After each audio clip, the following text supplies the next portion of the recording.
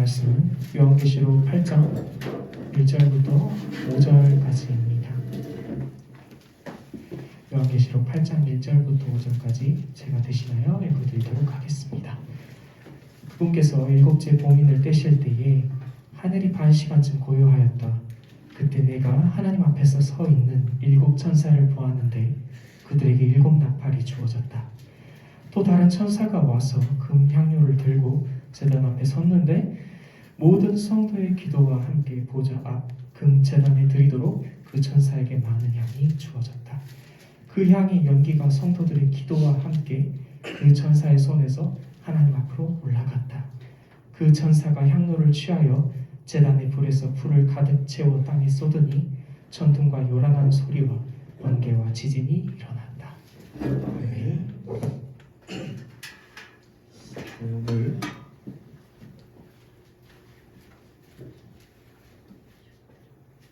일곱 번째 인에 대해서 한번 살펴보겠습니다.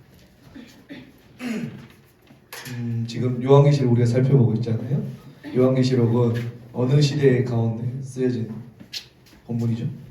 도미티안 박해 가운데 지금 사람들이 죽어가고 있는 상황 가운데 그 성도들에게 쓰여진 성경이 바로 요한계시록의 말씀이에요.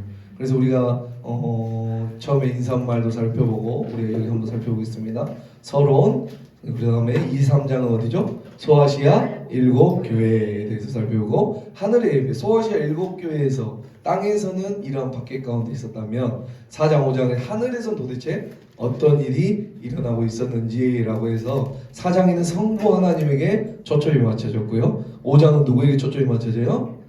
예수님에게 초점이 맞춰집니다. 그리고 6장에서 이제 16장까지 4개의 사이클이 나와요. 사이클이 나오는데 오늘 살펴볼 마지막 7개의 인을 우리가 지금 살펴보고 있어요. 지금 여기까지 왔다라는 것을 우리가 큰 구조를 가지고 한번 살펴보겠습니다. 우리 5장에 보면은 5장 한번 봐볼까요? 5장 1절 다시 한번 봐볼게요. 자, 내가 봄에 보좌에 앉으신 이의 오른손에 두루마리가 있으니 암 밖으로 썼고 일곱 인으로 봉하였다. 사도 요한이 환상을 봤어요.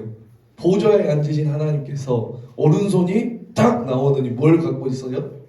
일곱 두루마리를 가지고 있어요. 그 두루마리에는 암과 밖에 뭐가 써 있어요? 글이 써 있어요. 그리고 7개 인으로 이렇게 묶어져 있어요. 봉해져 있어요. 그곳은 그 두루마리에는 어떤 내용이 있어요? 애가와 애곡과 재앙. 그러니까 이 인이 띄어지면 애가와 재앙의 일이 일어나요. 그래서 아무도 떼지 못하고 있는데 그때 누가 다가가죠? 예수 그리스도께서 다가가서 그 인을 성부 하나님께 받으십니다.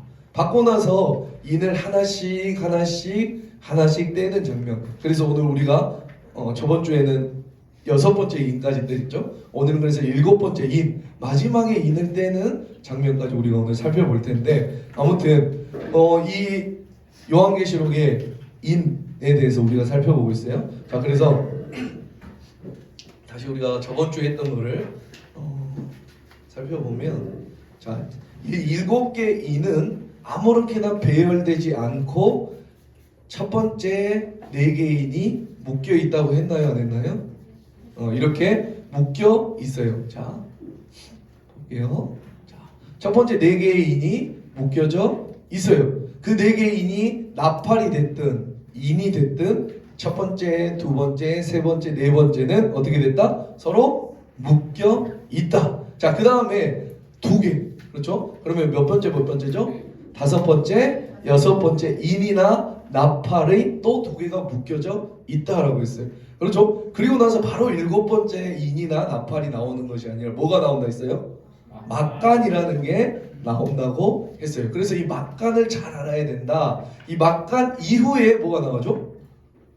7번째 인이 마지막 인이 나오게 되어 있어요. 이 막간이 있다는 것이 굉장히 중요한데 이 7개의 인, 7개의 나팔 이 진행되는 동안에 중간에 막간이라는 것이 들어간다라는 것을 꼭 염두에 두고 우리가 요한계시록 살펴봐야 된다 했어요. 그렇죠? 네. 자, 이것을 이해하는 게 굉장히 중요해요. 인과 나팔이 정신없이 막 휘몰아치다가 갑자기 딱 멈춰요. 그리고 어떻게 해요?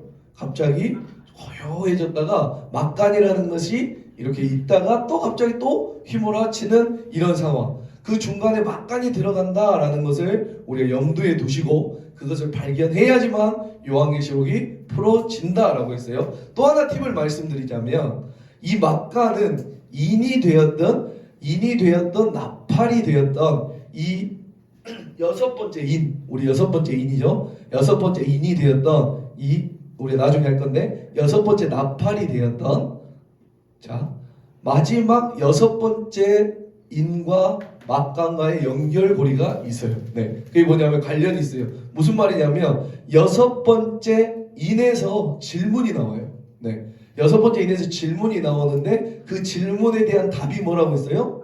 막간이라고 했어요. 그렇죠? 그러므로 여섯 번째 인을 알아야 그 질문을 알아야 이 막간을 풀 수가 있다라고 했어요. 자, 여섯 번째 나팔에도 똑같이 질문이 나와. 우리 아직 살펴보진 않았지만 여섯 번째 나팔에도 그대로 질문이 나와서 그 질문에 대한 답이 뭐다? 막간. 그래, 막간이라고. 어렵나?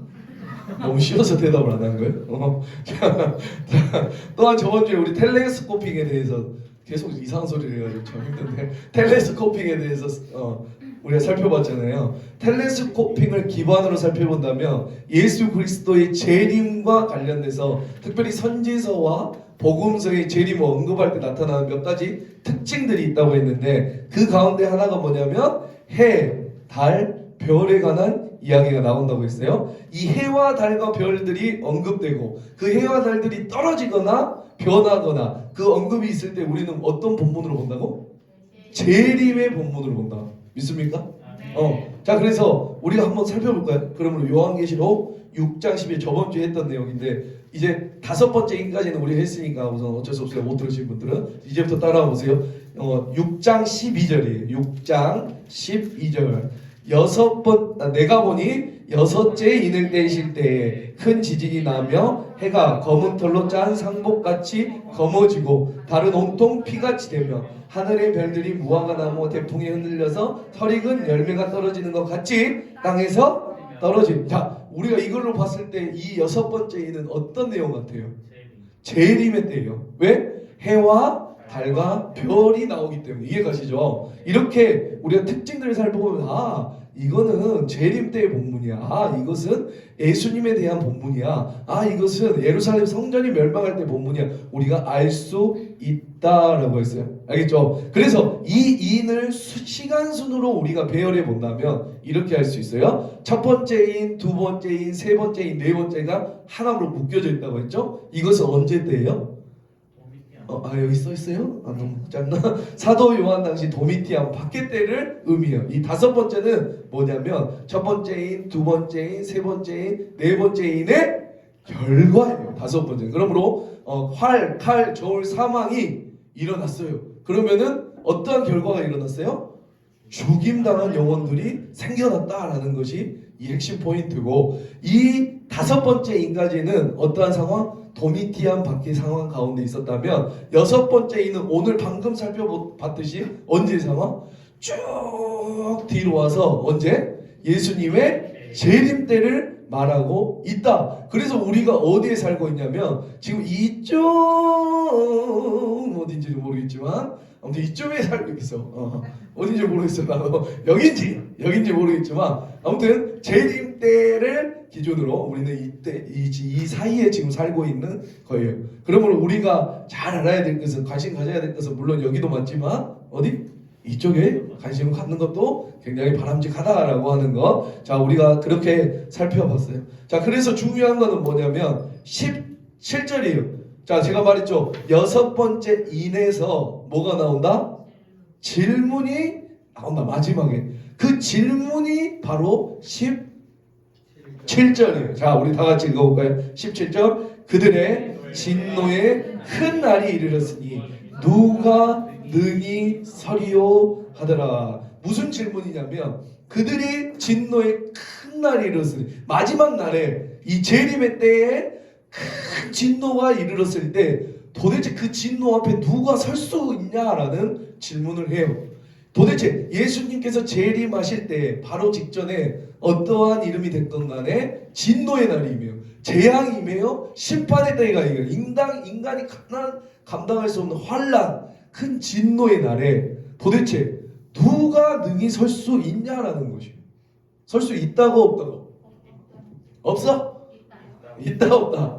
저기 배우 사람들 나와요. 저번 주에 마지막 때에 임하는 그 큰 진노의 큰 날에 이 진노를 견뎌낼 자가 있다고요 없다고요? 있다라는 거예요. 아멘. 우리는 해봤지만 그 답에 대한 그 6장 17절의 답에 대한 내용이 뭐예요? 막간의 내용이에요. 그게 바로 7장의 내용이에요. 이해 가시죠? 이 7장을 그렇게 풀어야지만 이해가 간다라는 거. 자, 그래서 한번 여섯째 나팔, 이 여섯째 인은 질문이 나오고 그것을 푸는 것이 막간이다라는 것 우리가 저번 주에 살펴봤던 내용이고, 우리 7장 1절 한번 봐볼까요? 7장 1절 7장 1절. 자, 우리 다 같이 읽어보기 시작. 이후에 내가 내 천사가 땅 내 모퉁이에 선 것을 보니 땅의 사방에 바람을 붙잡아 바람으로 하여금 땅에나 바다에나 각종 나무에 불지 못하게 하더라. 자, 1절 내용을 그대로 제가 설명해 본다면, 저번 주에 설명했지만 땅에 네 모퉁이가 있어요. 땅에 뭐가 있다고요? 네 모퉁이가 이렇게 있어요. 제가 그림 굉장히 잘 그려요. 내가 그린 거 아니야? 자, 그곳에 네 모퉁이에 뭐가 있다고? 천사가 네 모퉁이에 선 것을 보았대요. 자, 천사가 섰대요. 그리고 네 천사가 있는데 그곳에 뭐가 보냐면 바람이 불어요. 바람. 뭐가 불어요? 바람이 엄청 불어요. 자, 그 바람이 불어오는데 지금 이 바람으로 이 바람이 땅으로 들어왔나요? 들어오지 못했나요? 그렇죠. 밑에 보면 바다에나 각종 나무에 불지 못하게 하더라. 아직 들어오지 않았어요. 왜요? 어떻게? 이유는 뭐냐면 이 땅의 네 모퉁이에 있는 천사들이 그 바람을 붙잡고 있어요. 어디로 못 들어가게? 이 땅에 들어가지 못하도록 이렇게 딱 붙잡고 있는 거예요. 이해가시죠? 그 바람을 붙잡고 있기 때문에 그 바람이 아직 이 땅에 들어오지 않았어요. 그런데 세찬 바람이 불고 있어요. 그런데 아직은 들어오지 않았어요. 왜요? 누가 붙잡고 있어서? 천사들이 붙잡아요. 여러분, 그럼 느낌상, 뉘앙스상 볼 때 이 바람이 불어 들어오면 아직은 모르겠지만 안 좋은 일이 생길 것 같아요? 좋은 일이 생길 것 같아요? 안 좋은 일이 생겨요. 그렇죠? 2절 봐볼까요? 2절. 또 봄에 다른 천사가 살아계신 하나님의 인을 가지고 해 돋는 데로부터 올라와서 땅의 바다를 해롭게 할 권세를 받은 네 천사를 향하여 큰 소리로 외치고. 자, 그런데 2절. 그 바람을, 이 바람과 땅을 어떻게 하는? 해롭게 할 권세를 받은 네 천사. 그러니까 아직 들어오지 않았어요. 네 천사가 잡고 있어요. 우리 그런데 갑자기 또 하나의 환상이 보여요. 우리 3절. 자, 아니 2절 다시 한번 제가 읽어볼게요. 또 봄에 다른 천사가 살아계신 하나님의 인을 가지고 해 돋는 데로부터 올라와서 땅과 바다를 해롭게 할 권세를 받은 네 천사를 하여 큰 소리로 외쳐 이르되 우리가 우리 하나님의 종들의 이마에 인치기까지 땅이나 바다나 나무들을 해하지 말라 하더라 라고 하는데, 봐볼게요. 또 다른 천사가 나타나요. 그래서 소리치는 거예요. 뭐라고요? 땅과 바다를 해롭게 할 권세를 받은 네 천사들에게 크게 소리쳐요. 잡아! 안 돼! 끝까지 잡아! 네, 그런 말을 했죠. 언제까지요? 놓칠 것 같아요. 빨리! 네, 안 돼! 잡아! 언제까지요? 언제까지 잡으라고? 그렇죠. 하나님의 종들의 이마에 인치기까지 안 돼! 그러니까 빨리 하세요. 안 돼! 잡아! 죄송해요. 그러니까 이 천사들은 가서 뭘 하겠어요? 잡고 있으니까 빨리 이마에, 종들의 이마에 인을 쳐야겠죠. 자, 그러니까 하나님의 종들의 이마에 인이 다 치어지지 않았다면 이 바람은 불어 들어올까요? 들어오지 않을까요? 왜요? 인칠 때까지 잡고 있기 때문에. 아멘. 자, 아무 때나 바람이 들어오는 것이 아니에요. 아무 때나 땅을 해롭게 할 그 권세들이 임하는 것이 아니라 언제 바람이 들어오냐면 하나님의 종들의 이마에 인이 다 쳐 있을 때, 그때 비로소 땅과 바다를 해롭게 할 바람과 권세가 이제 들어오는 것이에요. 믿습니까? 네. 네 천사가 바람을 잡고 있는 동안 이 천사들이 하나님의 종들의 이마에 인을 쳐요. 인을. 우리 인은 저번 주에 설명했는데 아무튼 거기까지 가면 너무 길어지니까 그 인이 다 치어지기 전까지는 절대 바람이 임하지 않아요. 절대 해롭게 할 권세가 임하지 않아요. 그럼 언제 임하나요? 언제? 맞습니다. 이마에 하나님의 종들의 이마에 인이 다 치어졌을 때 이 바람이 임한다라는 것이에요. 그렇죠?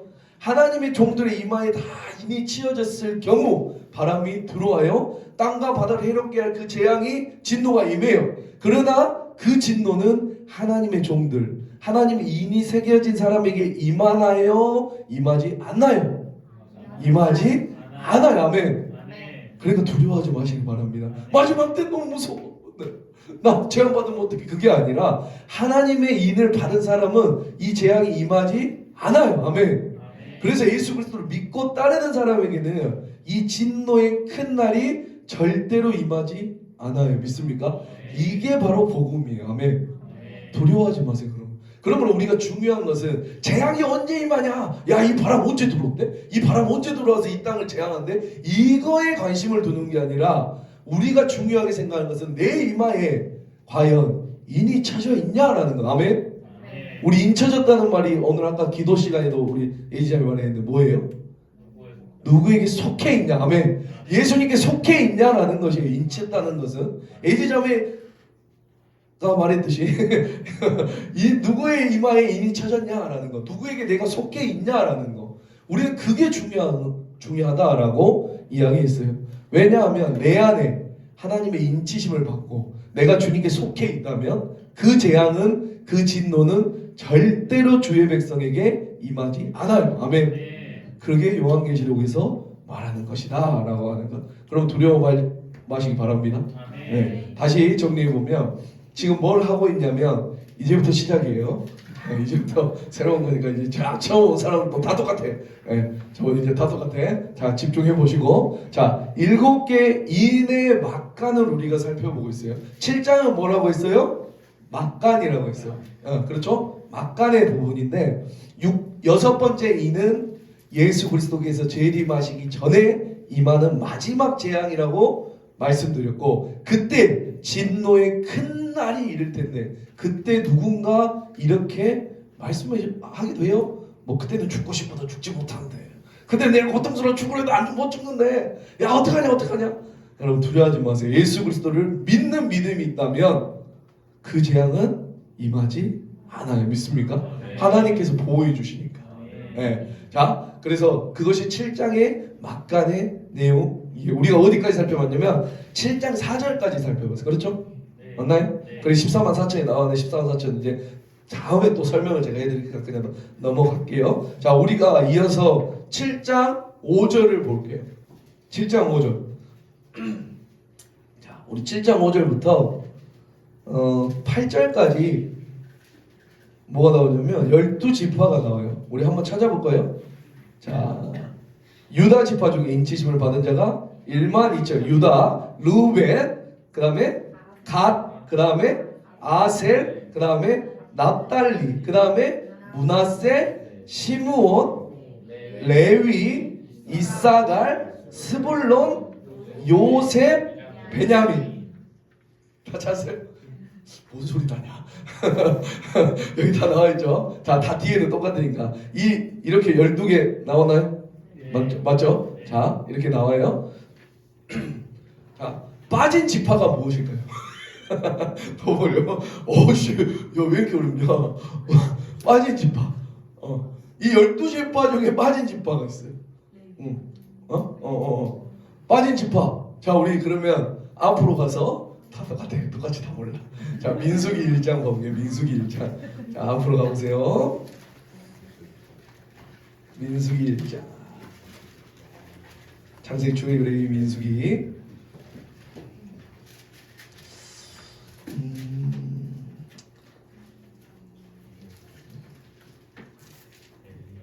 자, 봐볼게요. 20절 봐볼게요. 20절. 이스라엘의 장자 르우벤. 22절. 시므온.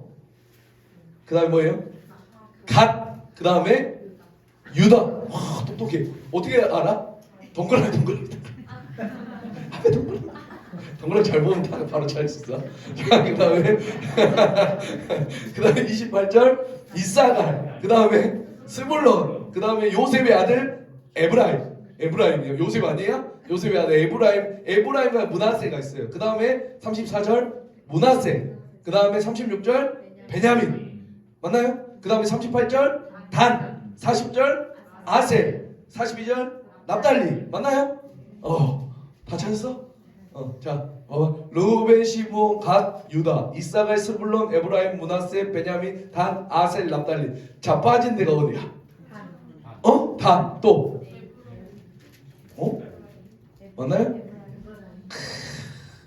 요셉 대신에 요셉의 아들 두 아들이 누구라고 했어요? 에브라임과 므낫세예요. 요한계시록에는 에브라임이 빠졌죠. 그러니까 이렇게 되는 거예요. 제가 설명해 드릴게요. 뭐예요?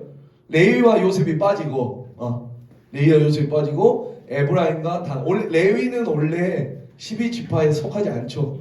그건 기업을 받지 않았으니까 원래대로 한다면. 그러나 요한계시록은 레위와 요셉을 넣고 에브라임과 민수기에는 원래는 에브라임과 단이 들어가야 된다라는. 그런데 뭐가 빠졌어요? 에브라임과 단이 빠지고 레위와 요셉이 들어갔다. 여러분 찾기 힘드니까 제가 찾아준 거예요. 자, 그럼 생각해 보세요.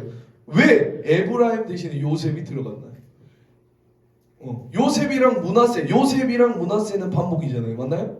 요셉의 아들이 므낫세고, 맞죠? 요셉의 아들이 에브라임이고 반복되잖아요. 두 번 중복돼. 왜 에브라임 대신에 요셉이 들어갔을까? 왜 에브라임이 그럼 빠졌을까?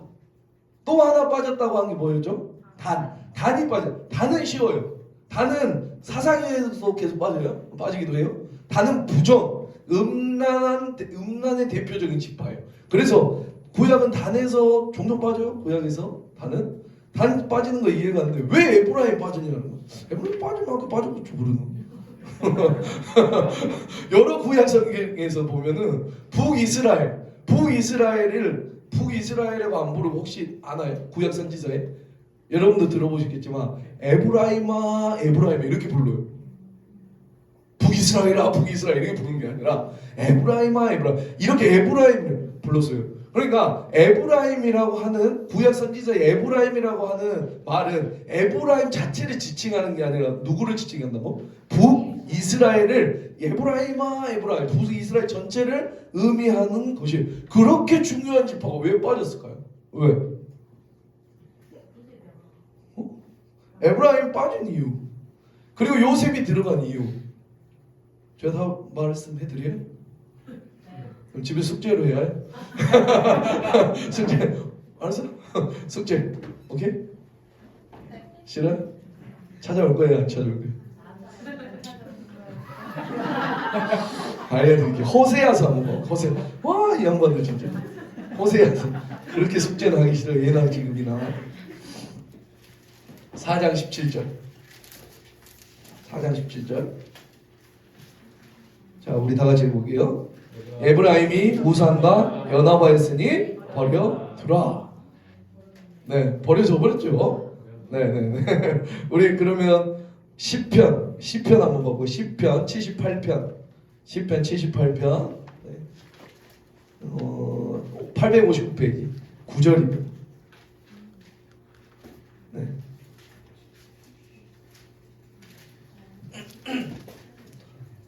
아니죠. 67절입니다. 네. 78편 67절.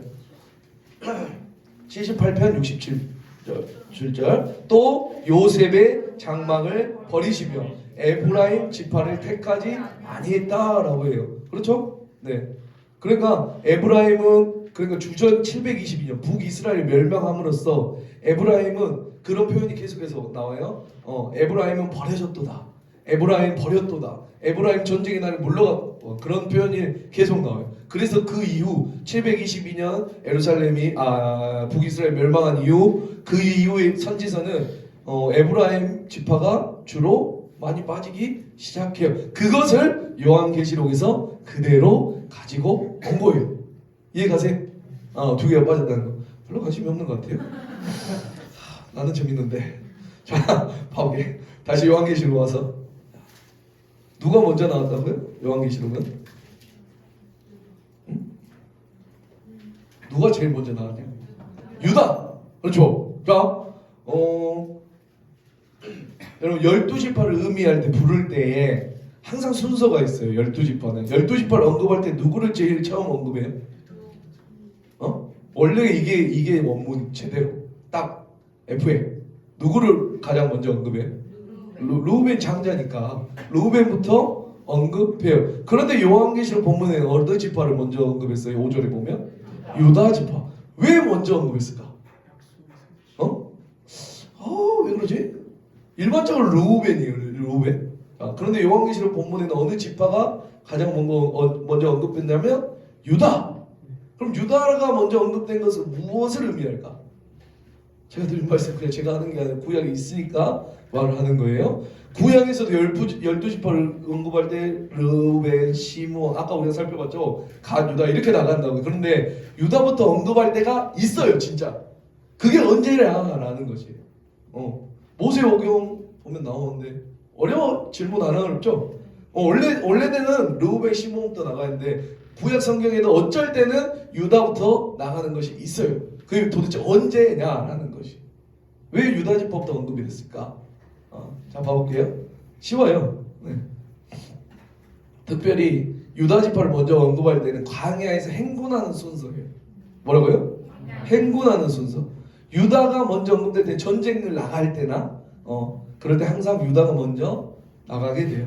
이스라엘은 지는 이렇게 생겼는데 성막이 있고 유다 그렇죠? 이사갈 스불론 여기에 모세와 아론과 아들들 그 다음에 이렇게 있어요. 그 다음에 동서남북으로 모여서 있죠? 보이시죠? 이렇게 배치가 돼요.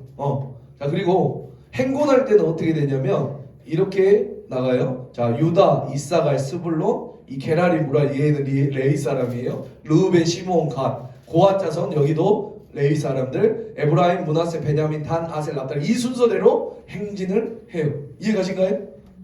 이렇게 하기도 하고 이렇게 하기도 하고 이해가시죠? 그러니까 행군할 때 제일 앞장서는 것이 누구다? 유다. 싸움 잘했나봐. 마동석 같았나봐. 그러므로 유다가 항상 앞장설 때는 언제 뭘 할 때? 전쟁할 때, 행군할 때. 그렇다면 요한계시록에서 유다를 먼저 썼다는 것은 무엇을 의미할까요? 전쟁인데 무슨 전쟁? 영적 전쟁을 의미해요. 아멘. 지금 이 상황 하나님의 교회가 지금 사탄과 로마 제국과 싸운다. 전쟁할 때 그러니까 군대로서 이스라엘 말할 때 항상 유다가 먼저 언급되고 있어요. 이해가시죠? 이건 민수기에서 보면 쉽게 나오는데 아무튼 우리는 지금 여기에서 나온 것은 이 순서도 그냥 써지는 게 아니라 지금 이때는 도미티안 박해 가운데 너희가 뭐 해야 된다? 영적인 전쟁을 해야 된다. 그냥 너네 그렇게 무너지면 안 돼. 그렇게 그냥 죽으면 안 돼라는 거 이해가신가요? 네, 그러면서 나가요. 근데 이 밑에는 저희가 조금 더 살펴보고 이제 우리가 8장 1절 오늘 이 본문 원래의 주제인 8장 1절을 이제 봐볼게요. 8장 1절이 뭐가 나오죠? 일곱 번째 봉인, 7개의 인을 이야기해요. 자, 8장 1절 다 같이 읽어볼게요. 시작. 일곱째 인을 떼실 때 하늘이 반시간쯤 보여요. 여러분 봐볼게요. 미드라시나 미시나 랍비 주석서를 읽으면 금방 알 수 있어요. 이 반시간이라는 것은 뭐냐면 새벽에 드리는 소재예요. 뭐라고요? 새벽에 드리는. 그러니까 자 반시간의 소재. 그러니까 그냥 어려우면 아침과 저녁에 소재를 드린다 했잖아요. 그 소재를 드릴 때 향을 피우는 시간이에요. 향을 피우는데 그게 좀 작다. 30분이면 작아요. 그렇죠? 그러니까 작은 시간, 짧은 시간. 뭐 우리나라 말로 하면 그냥 그 이유로 그냥 30분 정도, 30분 정도라고 이해해요. 그 짧은 시간 동안 뭐가 됐다는 거예요? 고요하게 됐다는 거예요. 일곱째 인을 떼니까 뭐 해줬다고? 그냥 그 짧은 시간에 얼마인지는 모르겠지만 아무튼 30분이라고 이해해도 되고 뭐 소재 드리는 시간 그 짧은 시간을 이해해도 되고 아무튼 짧은 시간 가운데 뭐가 해졌다?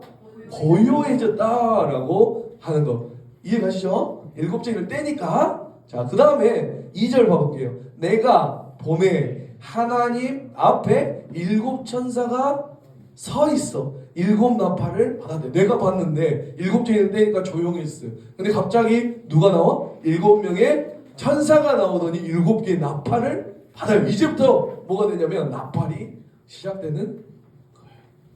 자, 그러니까 나팔이 이제 언급되는데 재미있는 것은 7째 인과 나팔이 맞물려 가는 거예요. 이해가시죠? 그러니까 7째는 그렇게 중요한 것 같진 않아요. 그렇죠? 열긴 열었는데 그냥 고요해졌다가 뭘 받았나? 이제 이어서 그 이제 우리가 살펴볼 이 나팔. 자, 여기 나팔. 자, 나팔. 이 나팔이 이제 나오기 시작해요. 이해가시죠? 자, 그래서 우리 한번 살펴볼게요. 3절 봐볼게요. 3절. 또 다른 천사가 와서 제단 곁에 서서 금향로를 가지고 많은 양을 받으니 이는 모든 성도의 기도와 합하여 보좌 앞 금제단에 드리고자 함이라고. 제가 설명해 드릴게요. 자, 또 다른 천사가 와서 어디에 서서? 어디에 섰다? 내 성경만 그래. 제단 곁에 서서. 제단이 갑자기 보여요. 제단이. 자, 갑자기 제단 옆에 누가 나타나면 천사가 나타나요. 여기까지 이해 가시죠? 너무 이뻐요. 자, 천사. 그렇다면 이 제단은 갑자기 뭘까요? 이 제단은 무슨 제단일까요? 이 제단?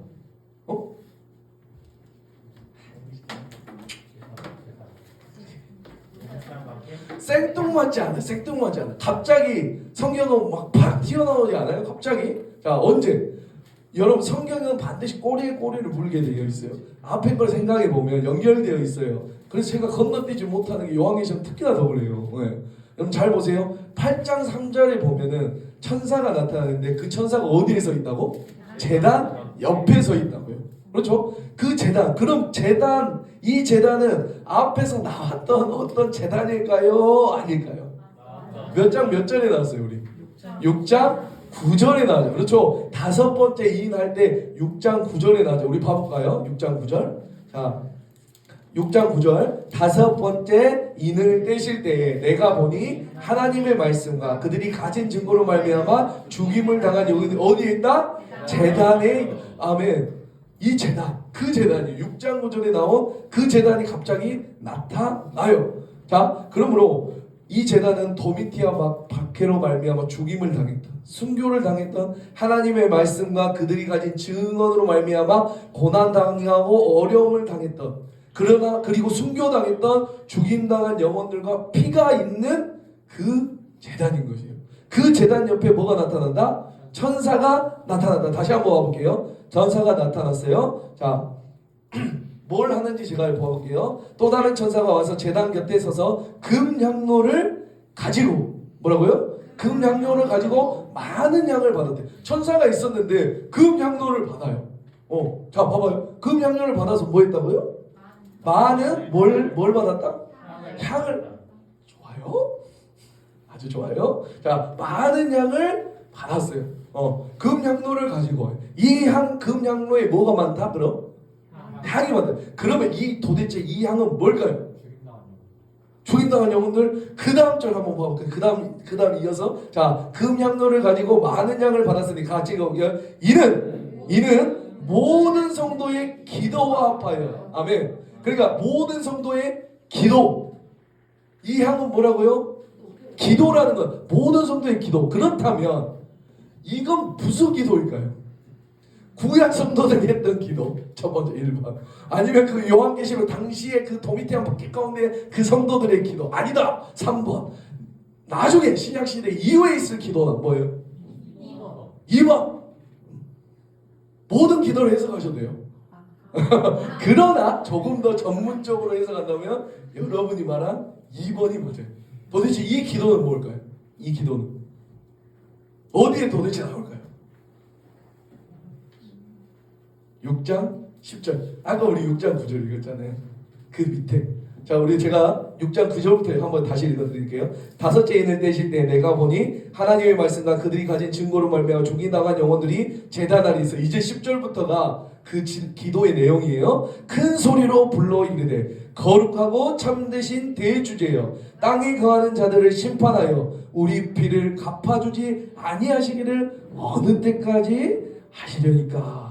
이렇게 말을 하고 있어요. 자, 볼게요. 하나님, 우리가 너무 억울합니다. 이렇게 죽게 너무 억울합니까? 우리를 이렇게 죽게 내버려 두실 겁니까? 라고 뭘 하는 거예요, 지금? 기도를 하는 거예요. 그러니까 그 기도를 올려 드리는 거예요. 그렇죠? 이해가세요? 이 하나님, 내가 너무 억울합니다. 우리가 너무 억울합니다. 우리를 이렇게 죽게 내버려 두시게 온 땅이여 대주제여 땅에 거하는 자들 심판하여 우리 피를 갚아주시게 하시기를 어느 때까지 언제까지 안 갚아주실 겁니까? 라고 기도를 하는 것을 그 기도를 어디에 담았다는 거예요? 오늘 여기에 담았다라는 거죠. 이해가세요? 그 향이 많은 기도인데 그 기도는 이 기도 우리의 피를 갚아주지 아니하시겠습니까? 어느 때까지 하시려 하나이까? 라는 이 성도들의 기도를 금향로에 담아 어떻게 하나요? 다시 요한계시록 와서 다시 와서 자 8장 자 4절 봐볼까요? 우리 4절 자 시작 향연이 성도의 기도와 함께 천사의 손으로부터 하나님 앞으로 올라가는지라 이해가신가요? 자 봐봐요. 이 일곱인에서 들어졌던 그 기도가 마침내 천사의 손에 담겨 어디에 담겨서? 금향로에 담겨서. 그래서 어떻게 해요? 천사가 그 성도들의 기도 하나님 우리 피를 갚아주지 아니하시기를 어느 때까지 하시려 하니까 그 성도들의 기도를 금향로에 담아서 어떻게 하냐면 하늘로 다시 못 본 사람 있어. 제가 열심히 했어요. 죄송해요. 올라가요. 네. 이해가셔요 여기까지? 이 기도가 이 도대체 뭐가 담겨 있는지, 어떤 것이 담겨 있는지 우리가 잘 알고 봐야 돼. 이게 영화처럼 막 보여야 되는 죄송해요 제가 실력이 없어가지고. 자 5절 봐볼게요. 5절 이어서 5절 천사가 향로를 가지고 재단에 불을 담아 여기까지. 천사가 향로를 가지고 뭘 한다는 거예요? 재단에 불을 담아다가 자 천사가 향로를 가져다가 어떻게 했죠? 재단에 불을 담았어요. 여기 재단의 불을 자 봐봐요. 재단의 불을 어디에다 담았다고? 재단에 불 있어요? 숯불이 있어요? 이거를 여기다 담았어요. 자 담았어. 재단의 불을 담았어. 이건 또 무슨 의미야? 재단의 불은 또 뭐예요? 그래서 요한계시록을 알려면 구약과 신약을 좀 전체적으로 봐야 된다라는 거죠. 제가 저번에 레위기 설명할 때 제가 레위기 설교할 때 설명해 드렸는데 다 기억나시죠? 이러면 안 되는데 다시 한번 설명해 드릴게요. 다시 한번 잘 보세요. 레위기 9장 한번 가볼게요. 레위기 9장. 다 안다고 생각하구나 했는데 이상하다. 분명히 했는데 안 나온 사람들이 3분의 2인가 있구나. 분명히 3분의 2가 있었던 거. 자 레위기 9장 자 봐볼게요. 레위기 9장에 의하면 뭘 하죠? 지금 아론이 첫 제사를 드려요. 자 봐볼게요. 레위기 9장에 의하면 아론의 그의 아들들이 8장에서 이 앞에 절 봐볼까요? 아론과 그의 아들들의 제사장 위임식이잖아요. 위임식을 해요. 몇 장에서? 8장에서 위임식을 거행하고 이 세상 처음으로 제사장이 레위인이 제사장이 되는 장면이 8장. 그 제사장이 위임을 한 다음에 목사로 위임을 받았다고. 목사 안수를 받고 목사로 위임을 받고 뭐예요? 그 다음에 그렇죠. 이제 첫 번째 예배, 첫 번째 설교로 드리는 장면이 뭐예요? 9장. 9장의 내용이에요. 제사장 위임식을 한 다음에 처음으로 제사드려요. 양을 잡고 소를 잡고 제사를 드리는데 제사에 필요한 게 뭐예요? 제물을 태우기 위해 필요한 게 뭐예요? 불이죠. 불.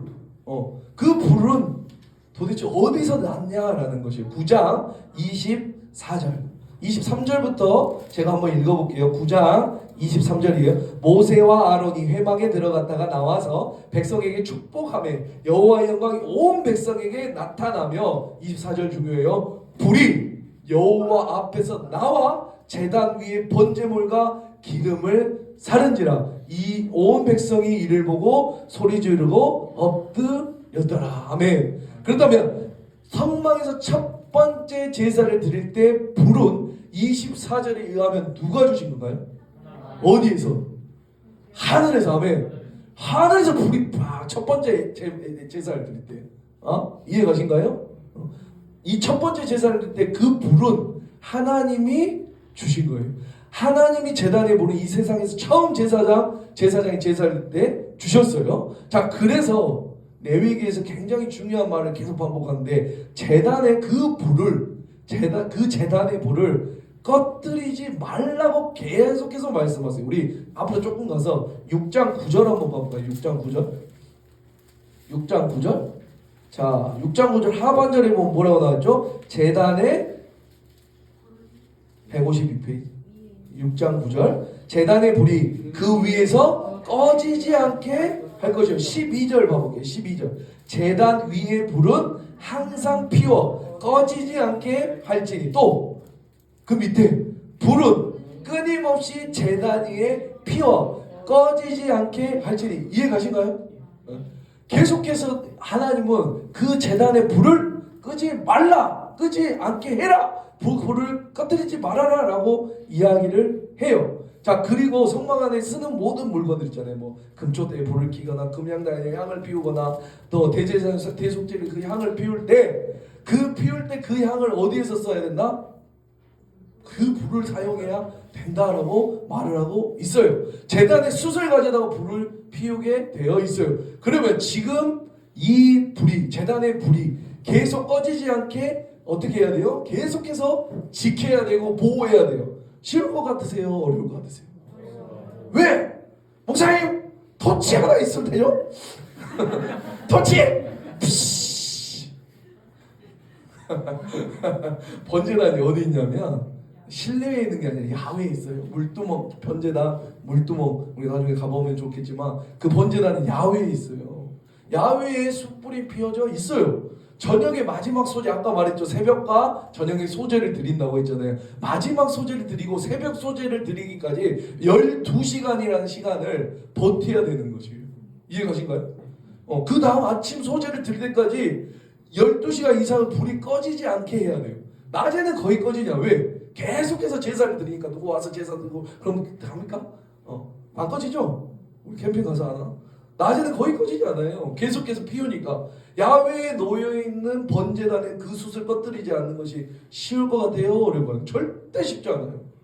실내에 있는 것이 아니에요. 광야에서는 가끔씩 아침에 이슬이 내려요. 숯 위에 이슬이 내리면 어떻게 돼요? 맞아요. 그 이스라엘의 이슬은 비처럼 내려요. 비처럼. 네. 아침에 이슬이 내리는 것은 눈에 보이지 않아요. 숯 위에 이슬이 내리면 한꺼번에 꺼져요. 아침에 이슬이 내리는 것은 눈에 보이지 않아요. 언제 내릴지 모르. 그러므로 내가 오늘 숯을 맡은 당번이라면 어떻게 해야 돼요? 그 이슬로부터 숯을 보호해야 돼요. 그 볼을 보호하기 위해 어떻게 하시는지 아세요?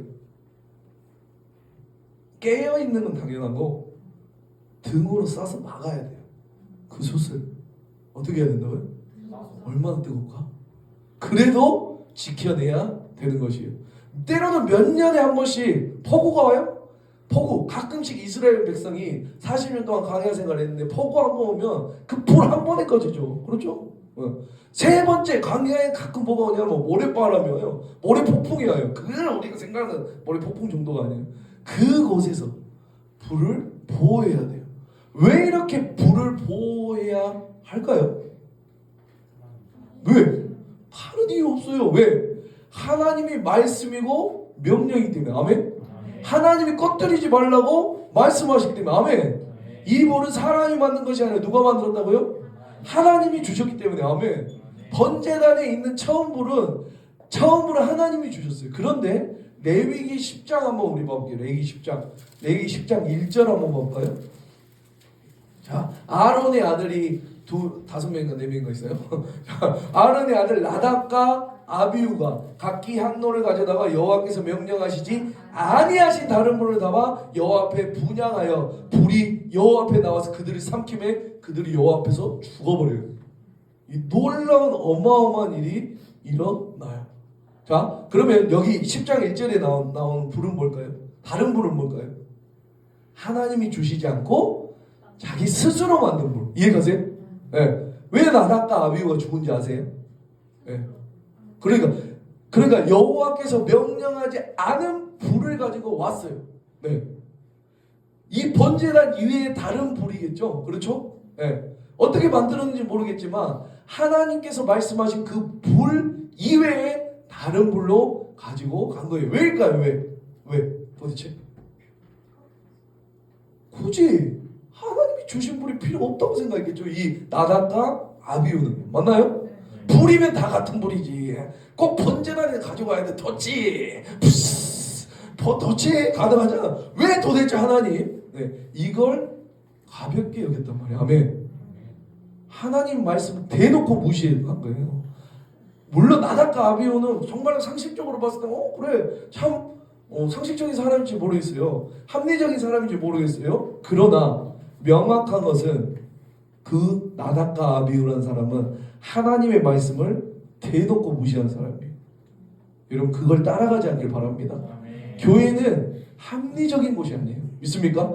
내가 생각해서 이건 옳은데 그런 것이 교회가 아니에요. 아멘. 상식적인 것이 아니에요. 교회는 어디냐면 하나님의 말씀이 기준이 되는 곳이에요. 아멘. 하나님의 말씀, 하나님이 멈추라고 하면 멈추는 것이에요. 아멘. 하나님의 말씀에 불을 꺼뜨리지 말라고 하면 꺼뜨리지 않아야 되는 거죠. 아멘. 하라고 하면 하래, 까라고 하면 까야 되는 거죠. 바로 교회라는 거죠. 그것이 나에게 어떤 손해가 올지라도 하라면 하는 것이 아멘. 하나님의 말씀보다 그 위에 더 많은 것이 올라가 있는 이 세대에 예수 그리스도를 자리에서 대신하는 수많은 이론들, 신학사상들, 어떤 신학자의 이론, 그 어떤 위대한 신학자라고 할지라도 하나님의 말씀보다 더 많은 권위를 가질 수는 없어요. 아멘. 아니 가지셔도 안 되는 것이 믿습니까? 이것이 우리가 레위기에서 살펴본 것이에요. 믿습니까? 다시 요한계시로 와볼까요? 요한계시로 8장 5절 8장 5절 다 같이 읽어볼게요. 천사가 향로를 가지고 제단에 불을 담아다가 땅의 소돔에 우레와 음성과 번개와 지진이 나더라. 그러니까 볼게요. 천사가 향로를 가지고 제단에 불을 담아다가 그러니까 향로를 가지고 제단에 숯을 담아요. 그 향로에는 뭐가 들었어요 지금? 그렇죠. 성도의 기도가 들었어요. 그 기도가 담겨있는 그 향로에다가 뭘 담았다고? 그 불을 담았어요. 이 불은 어떤 불? 하나님께서 주신 불. 아멘. 그러면 그 향이 어떻게 되겠어요? 다 태워지겠죠. 그렇죠. 연기로 태워졌다는 말이에요. 그 태워졌다는 말을 무엇으로 해석할 수 있냐면은 그것을 하나님께서 받으셨다는 의미예요. 믿습니까? 재물이 다 태워졌다는 의미는 레위기에서 의하면 하나님이 이것을 다 받으셨다. 흠양하셨다. 100%. 그렇다면 향이 다 태워졌다라고 하는 것을 요한계시록에서 무엇을 말하고 싶은 거예요? 성도들의 기도가 하나님에게 다 태워져서 하나님께 응답되었다. 아멘. 아멘. 그 다음 반응이 뭔지 아세요? 제단에 불을 담아다가 천사가 향로를 가지고 땅에 어떻게 해요? 쏟아. 여기 잘 보세요. 제가 준비했습니다. 여기다가 어디야? 탁! 어디야? 탁 쏟아요. 자, 땅에 쏟았다. 뭘 쏟았다는 의미예요? 그 기도. 무슨 기도였어요? 우리 6장 10절에 나왔던. 그렇죠? 언제까지 어느 때까지 그것을 갚아주지 아니하시겠습니까? 그 기도를 다 태워가지고 다 태우고 나서 어떻게 했다고요? 쏟았어요. 자, 여러분 이것을 시각적으로 한번 상상해 볼게요. 제단 옆에 있어요? 누가 있어? 천사가. 7개인이 막 떼어졌으니까 경제 어려움, 전쟁, 사망, 그 교회가 엄청난 박해를 받아요. 그래서 제단 옆에 성도들이 부르짖어요. 기도해요. 그 박해로 인해서 죽어가면서 그 성도들이 기도해요. 주님, 어느 때까지 우리를 구원하지 않으시겠습니까? 어느 때까지 우리를 놔두시겠습니까? 라고 기도했어요. 7죄인이 끝났어요. 그러나 천사들이 그 기도를 어떻게 해요? 금향로에 담아요. 그렇죠? 그리고 나서는 제단의 수술지에서 그 향을 다 태워요. 그렇죠? 맞나요? 그리고 하나님께 가지고 올라가죠. 하나님이 어땠다? 그 기도를 받으셨다는 뜻이에요. 그리고 그 향을 어떻게 하냐고요? 다시 땅에 쏟아부어요. 그렇다면 그건 무슨 의미일까요? 이제 그 성도들의 기도가 앞으로 이루어질 거다. 어디에? 이 땅에. 아멘. 그 다음에 시작되는 게 이제 일곱 나팔이에요. 그렇다면 일곱 나팔은 누구를 향한 재앙일까요? 1번 교회를 향한 재앙이다. 2번 아니다. 2번 교회를 박해하는 자들, 교회를 핍박하는 자들에게 임할 재앙이다. 1번과 2번. 2번. 아멘. 그러니까 7개의 인과 7개의 나팔을 구분하는 것은 굉장히 쉬워요. 7개의 인은 누가 고통을 당하는 거예요? 고난받은 그리스도의 하나님의 말씀으로 살려고 하는 그 그리스도인들, 도미티안 박해 가운데 죽어가는 그 그리스도인들을 고통을 말하는 거고, 그 당시 그리스도 때문에 박해를 당하고 있는 교회에게 말하는 거고, 7개의 나팔은 누가 고통을 당하는 거예요? 그렇죠. 박해하는 자. 그러면서 7개의 인이 끝나고 나팔이 시작돼요. 아멘. 이제부터는 무슨 시간이에요? 복수의 시간. 복수의 열전. 아멘. 하나님께서 그 부르짖었던 그 제단 옆에서 그 부르짖었던 기도의 성도의 기도를 그 향에 그 담아서 올라가고 태우고 그 다음에 쏟아부셔서 뭐 한다고요?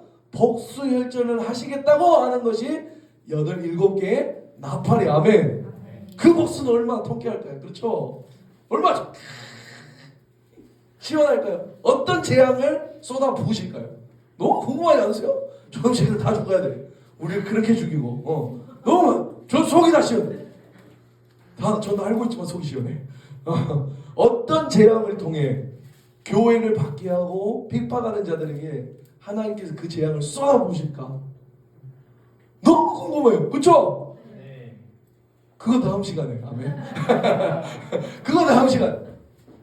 도대체 어떤 재앙이 임할 것인가? 커밍 순. 다음 시간에 말씀하면 다음 시간에 꼭 나오셔야겠어요.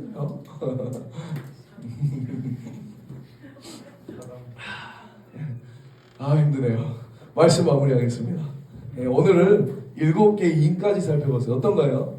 하나님은 그 성도들의 뭘 듣고 계셨던 거예요? 기도를 듣고 계세요. 아무리 밖에 가운데 있지만 하나님은 기도를 듣고 계신 거예요. 그 제단 옆에서 부르짖는 그 기도를 이제 나팔에서 우리 임했던 그 재앙을 나팔을 통하여 이 땅 가운데 복수하겠다라고 하는 거. 아멘. 그 하나님의 선하심과 공의로우심을 우리가 깨닫길 바랍니다. 그리고 좀 전에 우리가 레이기 살펴봤잖아요. 레이기. 나답과 아비후가 왜 죽었다고? 그렇죠. 하나님의 말씀을 가볍게, 하나님께서 말씀하신 그 불 이외에 다른 불을 가지고 간 것이, 굳이 하나님께서 주신 불이 필요 있을까? 불이면 다 같은 불이지 꼭 번제는 데서 가지고 와야 돼? 라고 생각했겠죠. 하나님의 말씀 대놓고 무시하는 것이. 다시 말씀드리지만 여러분, 교회는 합리적인 곳이 아닙니다. 상식적인 곳이 아니에요. 교회는 하나님의 말씀이 기준이 되는 거예요. 아멘. 어떤 목사가 기준이 되는 것이 아니에요. 어떤 프로그램이 기준이 되는 것이 아니에요. 오직 하나님의 말씀, 예수 그리스도만이 우리를 살리고 우리가 기준이 되어야 됩니다. 아멘. 그것이 내 삶 가운데 어떠한 손해가 있다 할지라도 하라면 하는 것이에요. 하나님 말씀보다 중요한 것은 이 세상에 절대 없어요. 아무것도 없다는 것. 아멘. 우리 창대교 청년들이 깨달으시길 바랍니다. 아멘. 우리 조금 시간이 되었지만 우리 저번에도 살펴봤는데 오늘 8절까지, 우리 7장 8절, 7장 8절 우리 12시 반 했잖아요. 제가 9절부터 한번 읽어. 우리 이거 다 했던 내용이라 한 번씩 읽으면서 제가 가볼게요. 각 나라에서 온 무리가 이제 일어나 인침을 받은 사람, 이거는 뭐라고 했어요? 막간의 내용이에요. 막간의 내용. 환상으로 보여줘요. 어때요? 2일 후에 내가 보니 각 나라와 족속과 백성과 방언에서 아무도 능히 셀 수 없는 큰 무리가 나와 흰 옷을 입고 손에 종려가지를 들고 보좌 앞과 어린 양 앞에 서서 큰 소리로 외쳐 이르되 구원하심이 보좌에 앉으신 우리 하나님과 어린 양에게 있도다 하니 모든 천사가 보좌와 장로들과 네 생물, 우리 네 생물은 다음 시간에 우리가 조금 더 살펴보기로 하고, 네 생물 주위에서 있다가 보좌 앞에 엎드려 얼굴을 대고 하나님께 경배하여 이르되. 보이세요? 그 모습이 각 나라 모든 족속들, 그 흰 옷 입은 모든 무리들이 하나님께 나와 경배하는 것들. 아멘. 아멘. 찬송과 영광과 지혜와 감사와 존귀와 권능과 힘이 우리 하나님께 세세토록 있을지어다. 아멘. 아멘. 이게 우리의 고백이 되었으면 좋겠습니다. 아멘. 장로 중 하나가 응답하여 나에게 이르되 이 흰 옷 입은 자들이 도대체 어디서 나왔냐? 내가 말하기를 내 주여 당신이 아시나이다. 당신이 아신대. 하니 그가 나에게 이르되 이는 큰 환난에서 나에게 오는 자들인데 어린 양의 피에 그의 옷을 씻어 희게 하는, 우리 저번에 살펴봤죠. 그러면서 말씀하고 있죠. 그러므로 그들이 하나님의 보좌 앞에 있고 또 그의 성전에서 밤낮 하나님을 섬김에 보좌에 앉으시니가 그들을 위해 뭘 쳤어요? 장막을 치. 아멘. 내가 지금 제단 옆에서 도미티안 바켓 가운데 사자의 입속에서 내가 경기장에서 그 나무에 매달려서 죽고 있지만 하나님께서 뭐 하신다는 거예요?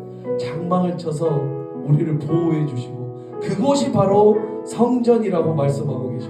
그들이, 우리 내용 정말 좋잖아요. 그들이 16절 다시는, 우리 다 같이 읽어볼까요? 그들이 다시는 줄이지도 아니하며 목마르지도 아니하고 해나 아무 뜨거운 기운에 상하지도 아니하리라. 이는 보좌 가운데 계신 어린 양이 그들의 목자가 되사 생명수 샘으로 인도하시고 하나님께서 그들의 눈에서 모든 눈물을 씻어. 아멘. 도미티안 바켓 가운데 있는 성도들에게 이런 환상을 보여주세요. 너네 걱정하지 마라.